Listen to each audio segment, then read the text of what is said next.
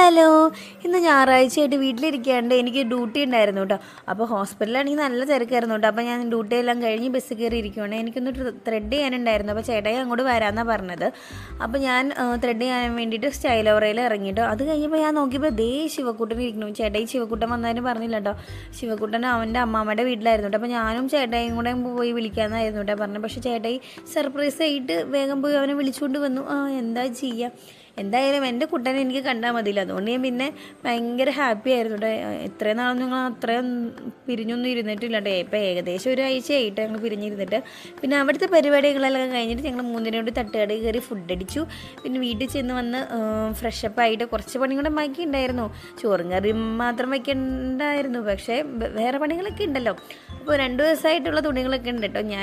എനിക്ക് 2 ദിവസം വയ്യാത്തതുകൊണ്ട് തുണികളൊന്നും മടക്കി വെച്ചിട്ടുണ്ടായില്ല. അപ്പോൾ എന്തെങ്കിലും ആവശ്യത്തിന് ഒരു തുണി വന്ന് അതിൻ്റെ ഇടയ്ക്ക് നിന്ന് വലിച്ചിട്ട് തൽക്കാലം അങ്ങോട്ട് ഇട്ട് അഡ്ജസ്റ്റ് ചെയ്യും. പിന്നെ അമ്മ വീട്ടിൽ നിന്ന് കുറച്ച് കറികൾ കൊടുത്തിട്ടുണ്ടായതുകൊണ്ട് അത്താഴത്തിന് പിന്നെ ഞങ്ങൾ പുറത്തുനിന്ന് കഴിച്ചുകൊണ്ട് അത് എടുക്കേണ്ടി വന്നില്ല.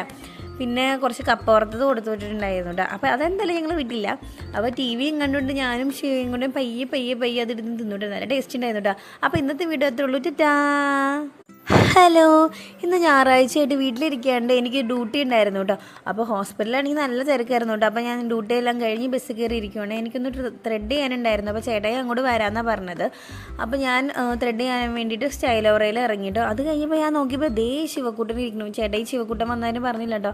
ശിവക്കുട്ടൻ അവൻ്റെ അമ്മാമ്മയുടെ വീട്ടിലായിരുന്നു കേട്ടോ. അപ്പോൾ ഞാനും ചേട്ടായും കൂടെ പോയി വിളിക്കാമെന്നായിരുന്നു കേട്ടോ പറഞ്ഞത്. പക്ഷേ ചേട്ടായി സർപ്രൈസ് ആയിട്ട് വേഗം പോയി അവനെ വിളിച്ചുകൊണ്ട് വന്നു.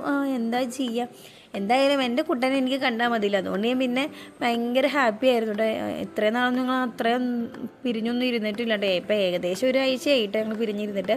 പിന്നെ അവിടുത്തെ പരിപാടികളെല്ലാം കഴിഞ്ഞിട്ട് ഞങ്ങൾ മൂന്നിനോട് തട്ടുകട കയറി ഫുഡ് അടിച്ചു. പിന്നെ വീട്ടിൽ ചെന്ന് വന്ന് ഫ്രഷപ്പ് ആയിട്ട് കുറച്ച് പണി കൂടെ ബാക്കി ഉണ്ടായിരുന്നു. ചോറും കറിയും മാത്രം വയ്ക്കണ്ടായിരുന്നു, പക്ഷേ വേറെ പണികളൊക്കെ ഉണ്ടല്ലോ. അപ്പോൾ 2 ദിവസമായിട്ടുള്ള തുണികളൊക്കെ ഉണ്ട് കേട്ടോ.